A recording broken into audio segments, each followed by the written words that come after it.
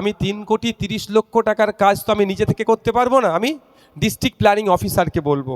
তো আমি district planning অফিসারকে 3,30,00,000 টাকার কাজের জায়গা আমি দেখিয়ে দিয়েছি, তার রিসিপ্ট কপি আমার পকেটে আমি ভরে রেখে দিয়েছি। ও কাঁচা কাজ আমি করি না। আমি আপনাদের বিধায়ক হিসাবে বলছি, আপনারা নিশ্চিন্তে থাকুন। 30 লাখ আর 3 কোটি, আপনাদের বিধায়ক আপনাদের ক্ষতি হতে দেবে না। যদি সরকার ইচ্ছে করে 30 লাখ টাকার কাজ আটকে রাখে বা যদি 3 কোটি টাকারও কাজ আটকে রাখে, নিশ্চিন্তে থাকুন। আমি অনেক আগেও বলেছি, আজকেও বলেছি, বাড়ি থেকে গাঁটের টাকা নিয়ে এসে 30 লাখ হোক আর 3 কোটি হোক, আপনাদের আমি ক্ষতি পূরণ করে ছাড়বো। যেই কাজে ডিস্টার্ব করছে, দেরি করে কাজ হোক, সেই আবার মাইকে ধরে বলছে আইএসএফের বিধায়ক কি করছে। তবে একটা কথা বলি, দেখুন, আমি পীরের গদি ছেড়ে এসে, দরবার শরীফ ছেড়ে এসে আমি রাজনীতির ময়দানে এসেছি। আমি অত সহজে আমাকে অন্যায়ভাবে পরাস্ত করবে, ওই রকম ওরা এখনো হয়ে উঠতে পারেনি। বিধায়ক 4.5 বছর হয়ে গেল, কিছু করতে পারেনি বলছে, তাই তো? আমি আপনাদের বলছি, এর উত্তর আমি দিয়ে যাচ্ছি। আমি প্রথম দিন থেকে বলেছি, আজকেও বলছি, আমার পিরিয়ড কতদিন? 5 বছর। 5 বছরের আগে আপনাদের ছেড়ে পালাবো, এটা কেউ মনে হয় আপনাদের? এটা মনে হয় আপনাদের ছেড়ে পালাবো না? এটা ভালো করে জানেন। 5 বছর আমি টেনিওর কমপ্লিট করব, এটা ভালো করে জানেন। আমি আপনাদের বলি, আগেও বলছি, আজকেও বলছি, আমার 5 বছর শেষ হওয়ার সাথে সাথে বা 5 বছর শেষ হওয়ার পূর্বেই আমি বিধায়ক হিসাবে কি করতে পেরেছি সেটা টোটাল তথ্য নিয়ে খামে ভরে প্রত্যেকটা বাড়িতে পৌঁছে দেওয়ার আমি চেষ্টা করব। আর যদি না পারি বুথ ধরে ধরে বড় বড় ব্যানার করে আমি টাঙিয়ে দেব। আপনাদের আমি বলি, একজন বিধায়ক 2022-23 বর্ষ থেকে এটা বেড়েছে, 70 লাখ হয়েছে। আগে ছিল 60 লাখ, 60 লাখ, এখন 70 লাখ। তো 5 বছরে আমি দেখলাম হিসাব করে 3,30,00,000 টাকার কাজ করতে পারবে। এই যে 3,30,00,000 টাকার কাজ, বিধায়কের হাতে 1 পয়সা আসে না। বিধায়কের কি হয়? প্রস্তাব দিতে হয় ডিস্ট্রিক্ট প্ল্যানিং অফিসারকে, যে আমি এখানে করতে চাইছি। তারপরে ভিত্তিতে এই অথরিটি কাজ করবে, এই এজেন্সি কাজ করবে, তাদের হাতে দিই। আমি প্রথম দিয়েছিলাম ভাঙড় 1 নম্বর ব্লক, 2 নম্বর ব্লককে।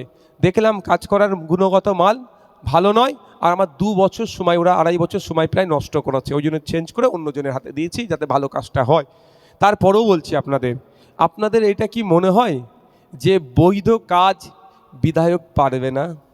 এটা মনে হয় আপনাদের? হ্যাঁ, বিধায়ক হিসাবে যে কোনো বৈধ কাজ আমাদের বিধায়ক পারবে, এটা বিশ্বাস করেন তো নাকি? অন্য বিধায়ক পারুক আর নাই পারুক, আমাদের বিধায়ক পারবে। তো আমি পারি বলি আপনাদের বলছি যে আমি 3,30,00,000 টাকার কাজ তো আমি নিজে থেকে করতে পারবো না, আমি ডিস্ট্রিক্ট প্ল্যানিং অফিসারকে বলবো। তো আমি ডিস্ট্রিক্ট প্ল্যানিং অফিসারকে 3,30,00,000 টাকার কাজের জায়গা আমি দেখিয়ে দিয়েছি, তার রিসিপ্ট কপি আমার পকেটে আমি ভরে রেখে দিয়েছি। ও কাঁচা কাজ আমি করি না, 1 নম্বর। দ্বিতীয় কথা আমি বলছি, আপনারা ধরুন আমাকে এখানে 3 কোটি টাকার কাজ করতে দিয়েছে, 30 লাখ টাকা তাহলে কাজ করতে দেয়নি, মানে ইচ্ছা করে ওরা দেয়নি। তাহলে 30 লক্ষ টাকা আপনাদের ক্ষতি হলো তো, ভাঙনের মানুষ উন্নয়ন থেকে পিছিয়ে গেল। বা 30 লাখ টাকার কাজ করতে দিয়েছে, 3 কোটি টাকার দেয়নি, তাহলে ভাঙনের মানুষ উন্নয়ন থেকে 3 কোটি টাকা লস হলো। তাই তো নাকি ভাই? এটাই তো, একটু আওয়াজ দেবেন তো নাকি? এইটাই তো। আমি আপনাদের বিধায়ক হিসাবে বলছি, আপনারা নিশ্চিন্তে থাকুন। 30 লাখ আর 3 কোটি, আপনাদের বিধায়ক আপনাদের ক্ষতি হতে দেবে না। যদি সরকার ইচ্ছে করে 30 লাখ টাকার কাজ আটকে রাখে বা যদি 3 কোটি টাকারও কাজ আটকে রাখে, নিশ্চিন্তে থাকুন। আমি অনেক আগেও বলেছি, আজকেও বলেছি, বাড়ি থেকে গাঁটের টাকা নিয়ে এসে 30 লাখ হোক আর 3 কোটি হোক, আপনাদের আমি ক্ষতি পূরণ করে ছাড়বো। আপনাদের হাতে তুলে দেবো, নিচে নেন, আপনারা কাজ করে নেবেন, 1 নম্বর কথা। কিন্তু সরকার ইচ্ছা করে আপনাদের 3 কোটি টাকার লস বা 30 লাখ টাকার লসের জবাব কিন্তু আপনাদের কাছে দিতে হবে, এটা আশা করতে পারি তো ভাই? আমি তো পূরণ করে দেব। তাহলে নিশ্চিন্তে আপনারা থাকুন। কোথায় কি কাজ হচ্ছে আমি এখন বলবো না, অসুবিধে আছে, একটু অসুবিধে আছে ভাই, অনেক ফেতনা ফ্যাসাদ চলছে, সবই বুঝতে পারছেন। আপনারা নিশ্চিন্তে থাকুন, কোথায় কি হয়েছে না হয়েছে সময়ের সাথে সাথে টোটাল দিয়ে দেবো। আর না দিতে পারলে যত টাকার কাজ বাকি থাকবে ভাঙড়ের মানুষের হাতে সেটা তুলে দেবেন। আপনারা ভোট দিয়েছিলেন 5 বছরের জন্য ভরসা করে, লড়াই করে হয়তো আনতে পারিনি, আমি ধরে নিচ্ছি তর্কের খাতিরে, আনতে পারবো না এরকম কিছু হয় না আমার কাছে, তারপরেও বলছে আনেন, তুলে নেন, অসুবিধা আছে কারো? নিশ্চিন্তে থাকুন। এটা সাপ হয়ে কামড়াচ্ছে, ওঝা হয়ে যাচ্ছে, যেই কাজে ডিস্টার্ব করছে, দেরি করে কাজ হোক, সেই আবার মাইকে ধরে বলছে আইএসএফের বিধায়ক কি করছে। তবে একটা কথা বলি, দেখুন আমি পীরের গদি ছেড়ে এসে, দরবার শরীফ ছেড়ে এসে আমি রাজনীতির ময়দানে এসেছি। আমি অত সহজে আমাকে অন্যায়ভাবে পরাস্ত করবে ওই রকম ওরা এখনো হয়ে উঠতে পারেনি, এটা বলে রাখছি। কোথায় কি কল টাইট দিতে হয়, কল কোথায় স্লো করতে হয়, সেটা আমি ভালো করে জানি। এক ভাই প্রশ্ন করেছে ওবিসি নিয়ে কিছু বলুন। যারা রেকর্ড করছেন মোবাইলে, আমি বলবো আলাদা করে এটা রেকর্ড করুন। আপনারা ছাড়বেন আর তৃণমূলের নেতাদের বলবেন এটা নওশাদ সিদ্দিকী বলেছে, ভুল বলেছে কি ঠিক বলেছে। যদি নওশাদ সিদ্দিকী ভুল বলে, তার বিরুদ্ধে আইনত ব্যবস্থা গ্রহণ করতে মাননীয়াকে বলবেন। এই সময় মমতা ব্যানার্জি মুসলমানদেরকে সবথেকে বড় যে অভিশাপ দিয়েছে, সবথেকে বড় অভিশাপটার নাম হচ্ছে ওবিসির নতুন লিস্ট। কি করেছে? সার্ভের নামে হচপচ করেছে। কলকাতায় বসে মালদা, মুর্শিদাবাদ, দিনাজপুর, বাঁকুড়া, বীরভূমের ওবিসির সার্ভে করেছে। হয় কি? নাটক হয়েছে। ওবিসি বি থেকে ধরে ওবিসি এতে ঢুকিয়েছে, ওবিসি এ থেকে ওবিসি বিতে ঢুকিয়েছে, মানে পুরো ঘেটে ঘ করে দিয়েছে। কেমন হয়েছে আমি বলছি। মেসিকে দেখাকে কেন্দ্র করে একটা যুবভারতী স্টেডিয়ামে একটা গোলযোগ তৈরি হয়েছিল, জানেন কেন গোলযোগটা হয়েছিল? আপনার হাতে টিকিট, আপনি আপনার টাকা দিয়ে টিকিট কাটলেন, গেটের টিকিট চেক করলো, আপনার বৈধ টিকিট থাকার জন্য আপনি স্টেডিয়ামের মধ্যে ঢুকলেন, সব করলেন, কিন্তু মেসিকে দেখতে পেলেন না। মমতা ব্যানার্জি আপনাদের হাতে এখন যেটা ধরিয়ে দিয়েছে, যে ওবিসি সার্টিফিকেটটা দিয়েছে, পয়সা দিয়ে ফর্ম ফিল আপ করবেন, পরীক্ষায় বসবেন, পাশের লিস্টে নাম আসবে, আপনি চাকরি পাবেন না। অর্থাৎ ওই ওবিসি লিস্ট রাখা আর ছিঁড়ে ফেলে দেওয়া সমান। ওবিসি 2004 সালে, একটু মাথায় রেখে দেন, 2004 সালে রঙ্গনাথ মিশ্র কমিশন এই পিছিয়ে বর্গের মানুষদের জন্য একটা কমিশন তৈরি হয়েছিল, যেখানে সরাসরি মুসলমান, সংখ্যালঘু মুসলমানরা ধর্মীয়ভাবে, সামাজিকভাবে, অর্থনীতিভাবে পিছিয়ে আছে, এর উপরে সমীক্ষা চালানো। সেখানে কমিশনের রিপোর্ট বলেছিল সংখ্যালঘু মুসলমানদের সামাজিক, অর্থনৈতিকভাবে যদি স্বাবলম্বী করা হয় 10% সংরক্ষণ দিতে হবে। সেই অনুযায়ী ওবিসি এ 10% মুসলমানদের সংরক্ষণ ছিল। মমতা ব্যানার্জি ক্ষমতায় এসে এর মধ্যে এটাকে খারাপ করার জন্য, এটাকে ঘেঁটে দেওয়ার জন্য, এটাকে ক্ষতি করার জন্য আস্তে আস্তে পয়জন পুশ করেছে, আস্তে আস্তে পয়জন পুশ করেছে। হাইকোর্টে মামলা হয়েছে, প্রায় 12 বছর 13 বছর মামলা চলেছে, ভালো উকিল মমতা ব্যানার্জি দেয়নি, ফলে কেসে হেরেছে। এখন কি করছে? অনগ্রসর যারা আরও বেশি অনগ্রসর হয়ে যাবে। তাই আপনাদের বলবো, মমতা ব্যানার্জির উদ্দেশ্যে বার্তা দিচ্ছি আমি, আপনারাও দেবেন। প্রকৃত অর্থে যদি ওবিসি থেকে সংখ্যালঘু মুসলমানদের বেনিফিট দিতে চান, সংখ্যালঘু মুসলমানরা যদি বেনিফিটেড হতে চান, তাহলে আমি আপনাদের বলবো মমতা ব্যানার্জির কাছে আওয়াজ তুলুন। রঙ্গনাথ মিশ্র কমিশনের সুপারিশ অনুযায়ী 10% যে মুসলমানদেরকে ওবিসির জন্য রিজার্ভেশনের কথা বলেছে, সেটা করা হোক সায়েন্টিফিক ওয়েতে।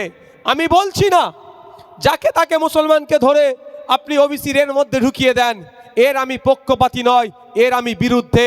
কিন্তু আমি চাই যে কমিশনের অ্যাক্ট অনুযায়ী সার্ভে হোক, সায়েন্টিফিক ওয়েতে সার্ভে হোক, প্রকৃত অর্থে যারা মুসলিম সম্প্রদায়ের মধ্যে অনগ্রসর, তাদেরকে অগ্রসর করার জন্য ওবিসি এতে 10% সংরক্ষণ দিয়ে তাদেরকে ইনক্লুড করা হোক। দেখবেন মমতা ব্যানার্জির দলের লোকেরা অনেক গল্প বলবে, এ কথা বলবে না।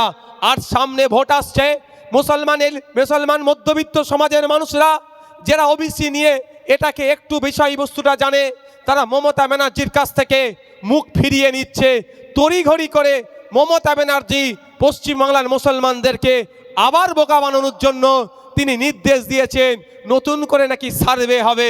নতুন করে তো সার্ভে হবে, করতেই হবে, কিন্তু একবারের জন্য তিনি বলছেন না রঙ্গনাথ মিশ্র কমিশনের সুপারিশ অনুযায়ী 10% মুসলমান ওবিসি সংরক্ষণ দেব, এ কথা কিন্তু বলছে না। সার্ভে হবে, আবার সেই মেসিকে দেখার মতো টিকিট কাটা হবে, 2026-এর ভোটটা পার করে দেবে। তাই আপনাদের বলবো, এই জবাব যদি আপনি আমাকে দিতে হয়, তাহলে এই মমতা ব্যানার্জির এই ভুল সিস্টেমকেই আমাদেরকে দায়িত্ব নিয়ে পরিবর্তন করতে হবে। বিসিডাব্লিউ ডিপার্টমেন্টের মিনিস্টার আমরাই তৈরি করব। প্রকৃত অর্থে আর দলিতদের যে 22% সংরক্ষণ আছে, প্রকৃত দলিতরা সেই 22% সংরক্ষণ পাচ্ছে না। ফেক এসসি সার্টিফিকেট দিয়ে নন দলিতরা চাকরি করছে, সেটাকে আটকাবো। প্রকৃত যে আদিবাসীদের জন্য যে সংরক্ষণের কথা বলা আছে, আদিবাসীরা সেই সংরক্ষণ পাচ্ছে না। ফেক সার্টিফিকেট দিয়ে প্রকৃত আদিবাসীদের অধিকার কেড়ে নিচ্ছে, এটাকে বন্ধ করব। আর রঙ্গনাথ মিশ্র কমিশনের সুপারিশ অনুযায়ী 10% সংখ্যালঘু মুসলমানদের জন্য আর 5% অন্যান্য সংখ্যালঘুদের জন্য যে সংরক্ষণের কথা বলা আছে, সেটাকে আমরা মান্যতা দিয়ে বিসিডাব্লিউ ডিপার্টমেন্টের মাধ্যমে আলোচনা করে সেটাকে ক্যাবিনেটে পাস করিয়ে, বিধানসভায় পাস করিয়ে পশ্চিমবাংলার দলিত, আদিবাসী, পিছড়ে বর্গের হিন্দু, মুসলমান যারা আছেন পিছড়ে বর্গের অনগ্রসর, তাদেরকে অগ্রসর শ্রেণীতে নিয়ে আসার ব্যবস্থা আমরা করব। কি করেছে জানেন? কমিশনের রিপোর্ট বলছে 100 জন সরকারি চাকরি করলে 10 জন সংখ্যালঘু পিছড়ে বর্গের অনগ্রসর মুসলমান সুযোগ পাবে। মমতা ব্যানার্জি এত আপনাদের ভালোবাসে, সেই জায়গাটাও বন্ধ করে দিচ্ছে। এখন সরকারি কর্মচারী 100 জন থাকলে 1.87 মানে 2%, বিলো 2%, কিন্তু কমিশনের সুপারিশ হলে 10টা, কম করে 10টা চাকরি পেত সংরক্ষণ কোটাতে। সেটা হচ্ছে কি, এই মমতা ব্যানার্জি ধ্বংস করে দিচ্ছে। আপনার ছেলেটা উচ্চশিক্ষায় শিক্ষিত হবে, সংরক্ষণ কোটার মাধ্যমে পেত, সেটাও মমতা ব্যানার্জি ধ্বংস করে দিচ্ছে। তাই আপনাদেরকে একটু সজাগ সতর্ক থাকতে হবে। কাগে কান নিয়ে চলে যাচ্ছে বলে কাগের দিকে তাকাবার প্রয়োজন নাই। আপনি আপনার কানে হাত দিয়ে দেখুন কান আছে না নাই। বক্তব্য এবার আমি এখানে সমাপ্ত করছি। আর কিছু আছে বলা?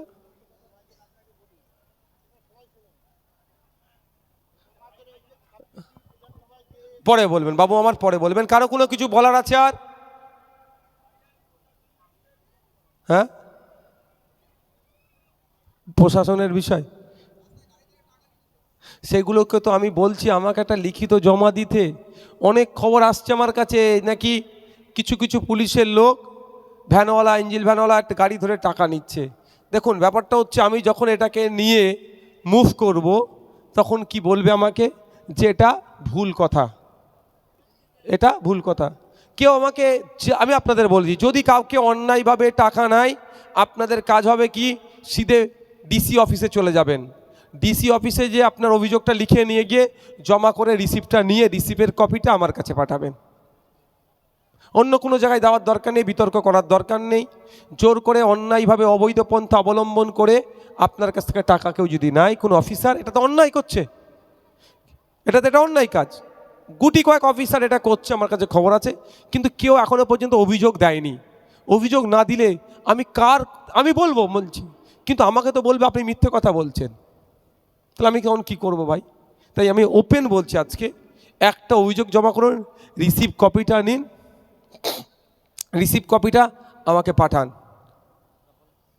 তারপরে আমি আমার দিক থেকে একজন বিধায়ক হিসেবে যেটা করার দরকার সর্বোচ্চ আমি করব। তারপরেও বলছি, প্রশাসন আমাদের সামাজিক বন্ধু, প্রশাসনকে আমাদেরকে সহযোগিতা করতে হবে। আমরা কেউ আইন হাতে তুলে নেব না। প্রশাসনের কেউ যদি ভুল করে তার বিরুদ্ধে আমরা আইনত লড়াই করব। কিন্তু প্রশাসনের একটা হেভি অংশ সিট দ্বারা সোজা রেখে এখনও কাজ করার চেষ্টা করছে, তাদের পাশে তো আমাদের দাঁড়াতে হবে ভাই। আপনারা অবাক হবেন শুনলে, সরকারি কর্মচারী বা বেসরকারি 8 ঘন্টার বেশি ডিউটি করতে নাই, তাহলে তাদেরকে কি করতে হবে, আলাদা একটা রোজ দিতে হবে।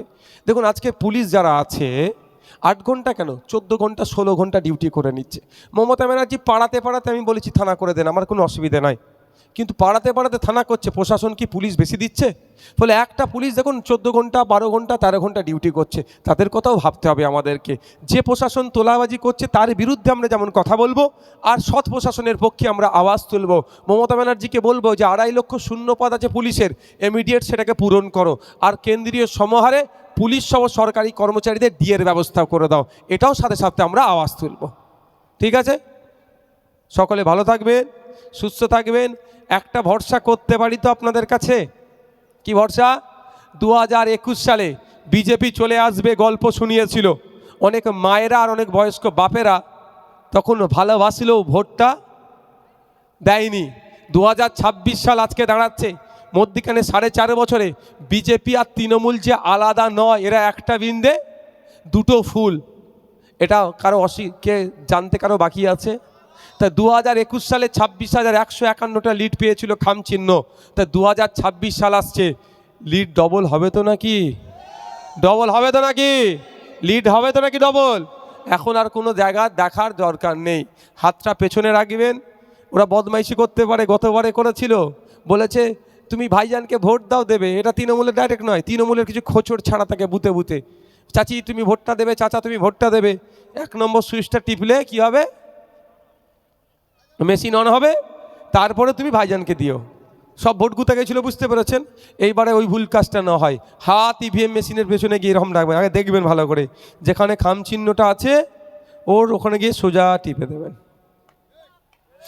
হ্যাঁ, মাথায় থাকবে তো? হ্যাঁ একদম। তাহলে 2021-এর 26,151 লিডটা ডবল হচ্ছে এবারে, এটা ভরসা করেন তো? এটা আমি ভরসা আপনাদের কাছে করি, এটা ডবল হচ্ছে এই জন্যই যে আপনাদের আমি ভরসার জায়গায় তৈরি করতে পেরেছি।